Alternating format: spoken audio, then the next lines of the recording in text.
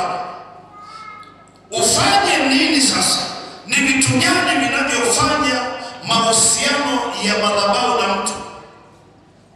Ndio nataka uelewe hichi.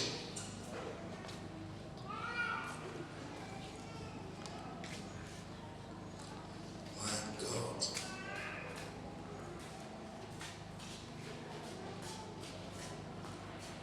Kuna kitu nataka nikuonyeshe.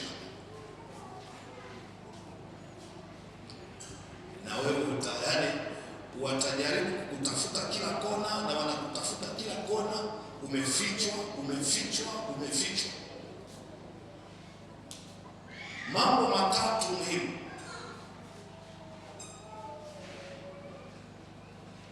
Mambo matatu muhimu.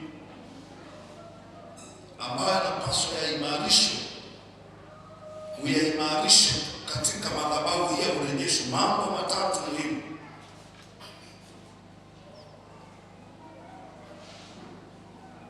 Jambo la kwanza ni kumuita Bwana daily. Kumuita Bwana.